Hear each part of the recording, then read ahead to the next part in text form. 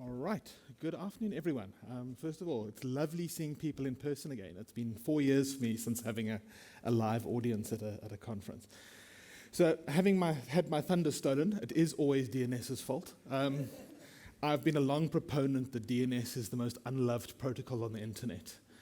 Everyone just assumes it works, but when it breaks, everything breaks. Yet nobody really wants to care too much about DNS. So a little bit about me. I'm currently serving in Norway as Professor of Cybersecurity at Norway. For over 20 years, I've been working in networking, cybersecurity. I've worked in higher education, defense, telecoms, finance, etc. But all of this has generally been fairly low level. I am an unashamed lover of packets. If you want to see some of the work I've done, the background here comes from a tool that I've developed with students over 10, 15 years ago for visualizing packets. And it's still one of the things that I really enjoy working with. So I love packets. I love the command line. All the analysis done for this was done with bash, sed, grep, awk, and a few other things, but no GUI was used. No pixels were sort of assaulted in it. You can find me on LinkedIn and Twitter. I've already had 2 people ask me today, what is rhykenology? As in the bio, it's the study and collection of old woodworking planes. It's something I would like to get back into. I have yet to find old stuff here in Norway. That seems to be a challenge. All right, so on to what we're actually talking about. Why is it worth looking at DNS? And I'm sure many of you have seen this meme over the years. Anyone who's worked in networks, and everyone says, of course it's not DNS. There's absolutely no way it's DNS. Of course it was DNS. And this has been attributed to SS Brainsky. But it really is true, and it's funny because it is true. The DNS is so unloved, and it's largely because people don't understand why you need to have DNS. DNS, for most people, is some random setting you get on a DHCP, or it's something that your ISP gives you. You've got these random 8 numbers that you have to put in, and if you don't have them, nothing works. But beyond that, there's actually a lack of depth of understanding as to how DNS actually works. And every single click on every single web browser and every single mobile application pretty much relies on DNS. So my thought was here, I've been playing with DNS for years, and I was largely inspired by 2 final year students whose projects I worked on with them last year, looking specifically at the current state of affairs of DNS in Norway. One of the big challenges, though, was finding data, and I'll get to that. But the question I had was, how do we start quantifying what resiliency is in terms of national infrastructure? With all the brewing things that were happening in sort of January and February this year, there was a lot of discussion on some of the sort of the network operators' mailing lists about what is the viability, what is the risk to DNS should we have global cyber warfare breaking out? And it kept coming back to the idea of one needs to have resiliency, and that means redundancy and high availability. Resiliency means when things go wrong, you can recover, but ideally no one should notice things that go wrong.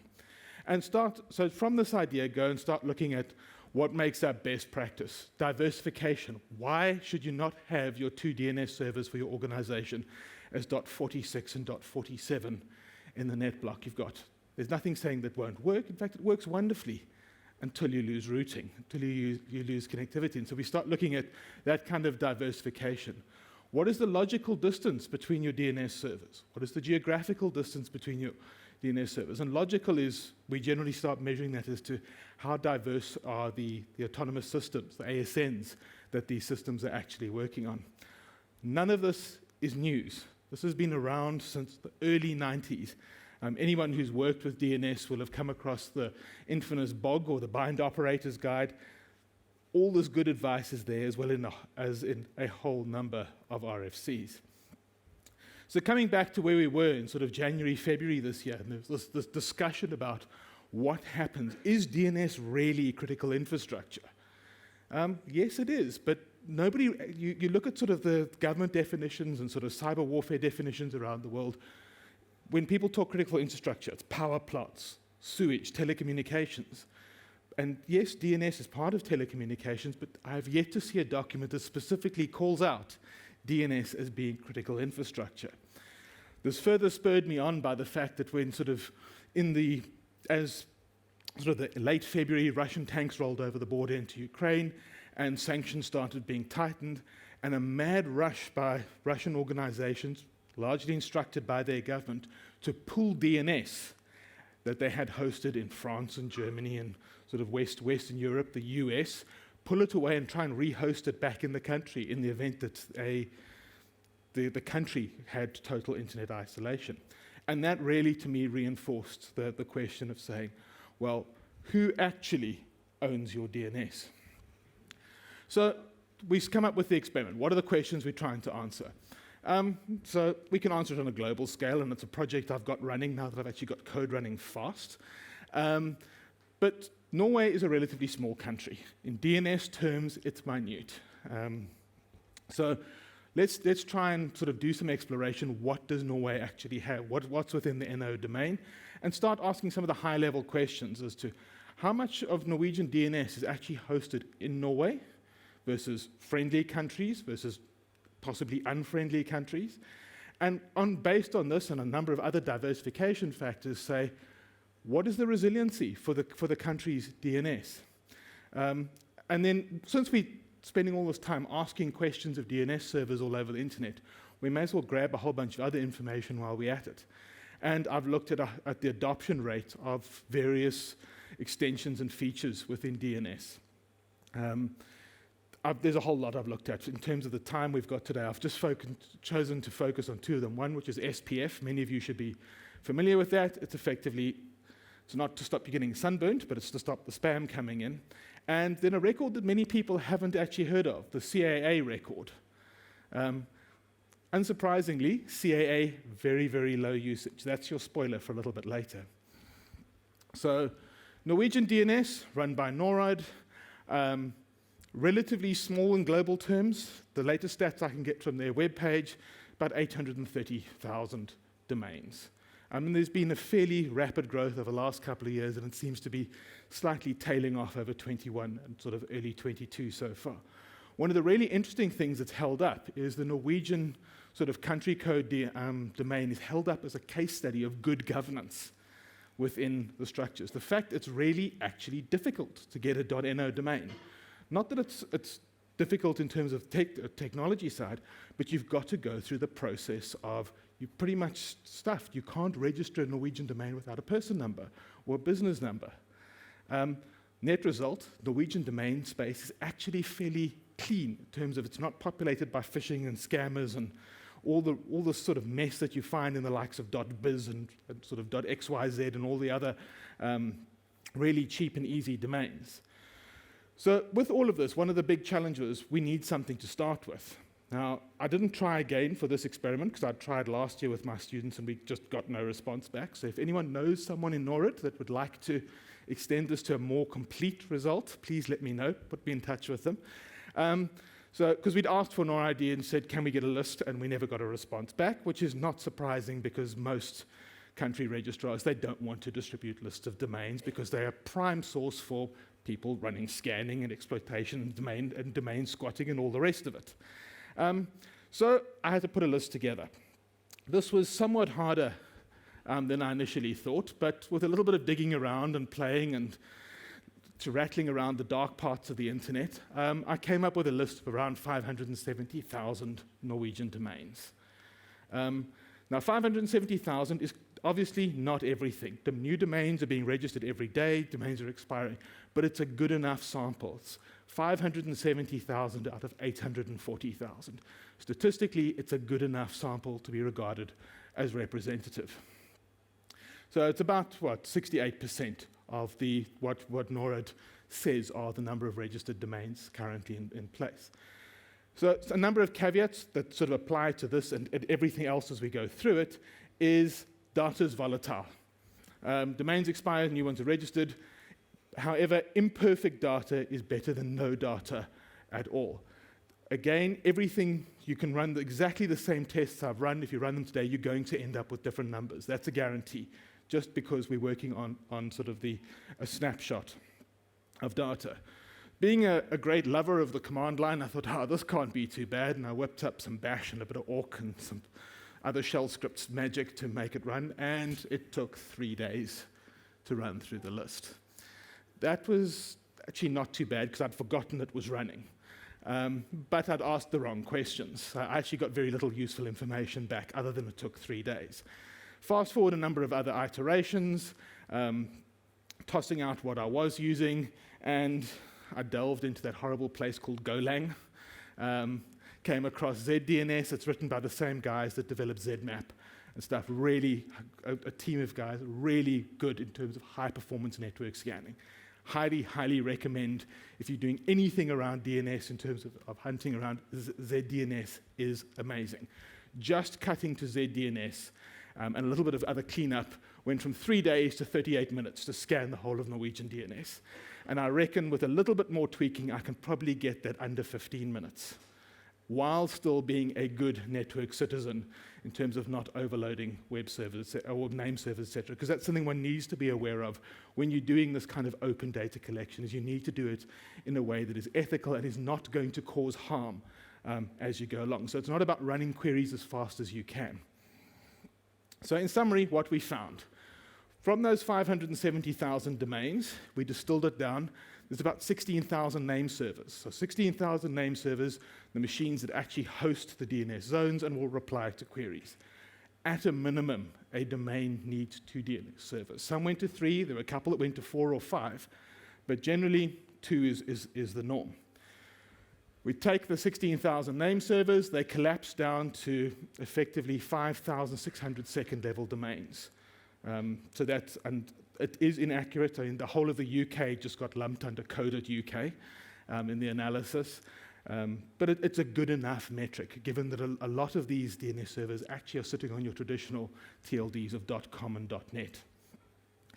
What was really surprising when running this is there was probably less than 1% of the data that I had was bad, in terms of that there was no such domain in existence, or the server just refused to respond, which in my mind points to a pretty well-run and functional DNS infrastructure for the country. Also, what was really interesting to see, a fairly significant number, and I completely forget what it is, but we're actually making use of the internationalization extensions to DNS, the so-called puny encoding, allowing for the 3 additional Norwegian language characters, which is really, really nice to actually see. What also came out is there are a couple of giants, and one can only call them giants or leviathans within the DNS space within Norway, and we'll look at that in the next slide. Very, very dominant. But all of this, there was a whole lot of data to work with, and collecting the data was just the first point. Then it went about filtering, and here again I came back to my good old friends. grep, sed, awk, cut, etc., all done at the command line. So coming out of the findings we had, top domain hosts, the top 10 name servers in the list served, if you add up all the domains, that's 72, nearly 73% of Norwegian domains are served by 10 machines. Top 20 systems, it's nearly just under 80%. This is incredibly heavy density. And while this may be great from a performance and all the rest of it, it starts raising the question of what happens if we can take 20 machines out on the internet, be that via sort of a kinetic strike, be it via sabotage, null routing, denial of service, something. That's potentially 80% of the Norwegian DNS space that fails to work. What those addresses are, I will leave to you as an exercise to yourself. But what I can show you is sort of collapsing down just looking at the top level domains that host these DNS servers.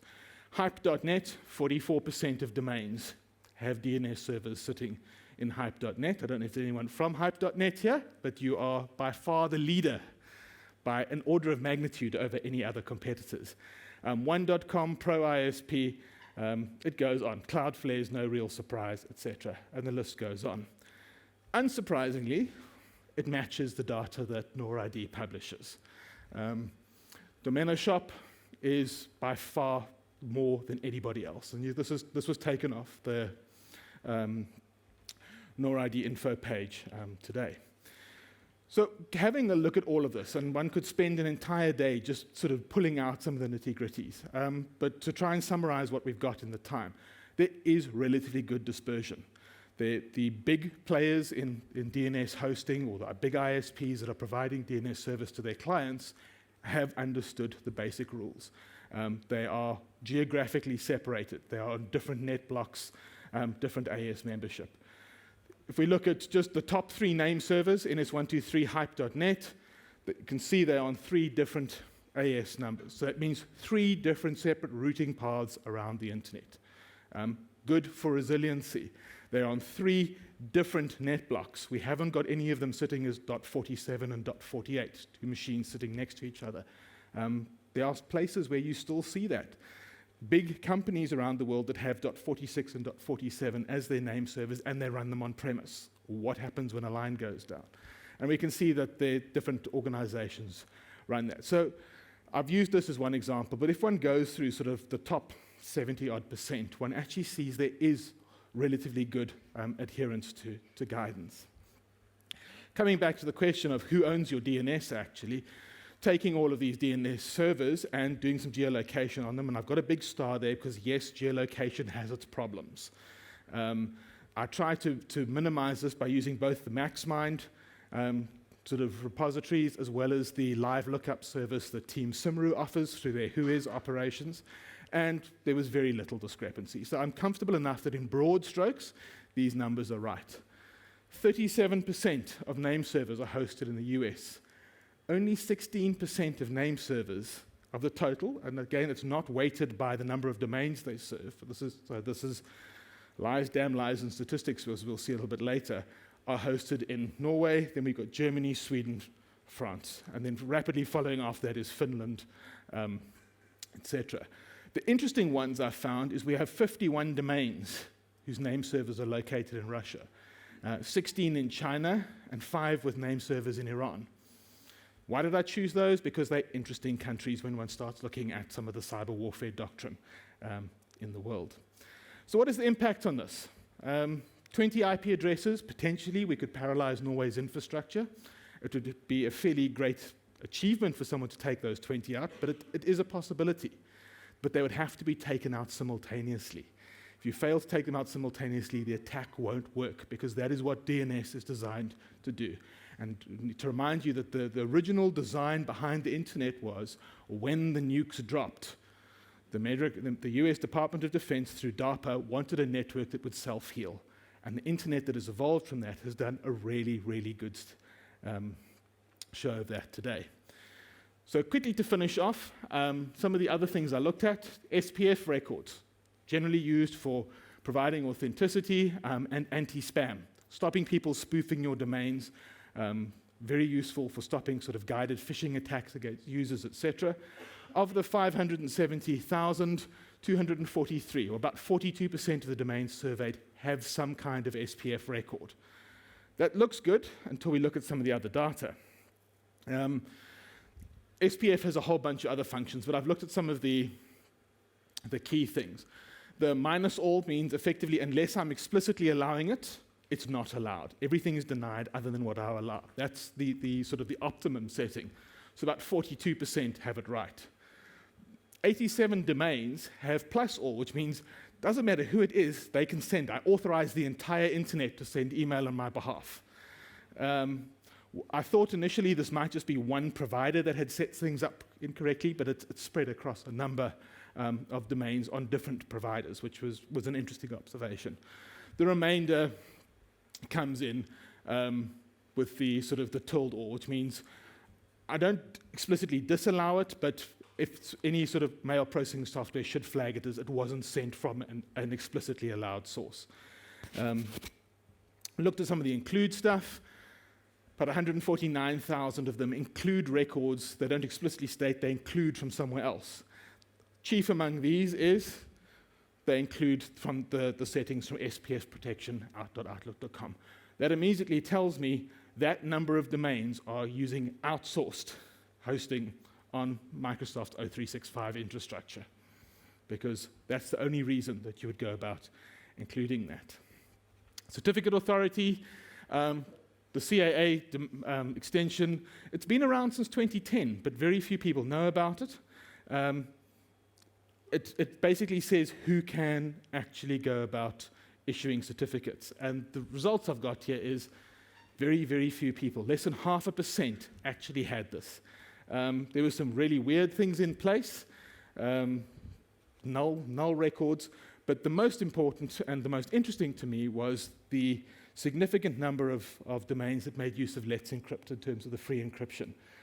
Some domains had as many as 9 CA providers listed, and that was interesting. So these are the top CAs. Let's Encrypt, 88% of the domains that had this were making use of Let's Encrypt. So it's a bit of a question of, is this the chicken or the egg? Are they using it because they're using providers that require it, or are they using it because it's good practice? I'm now currently running exactly the same experiment, looking for this. I'm busy running through the Majestic's million what are the top million domains on the internet, seeing what those results come out. So the last sort of 10, 15 seconds is, so what?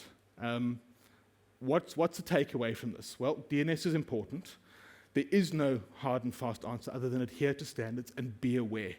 Think about, with you as an organization, where do you host your DNS servers? Or is it something that do you run, or do you blindly trust that your upstream ISP takes care of it? Are they actually taking care of it? It works until it doesn't work. Ask these kind of questions around resiliency. And that brings us to the end. We've dug a quick tunnel through DNS, and we've come to the end with probably more questions than actual answers. Thank you very much.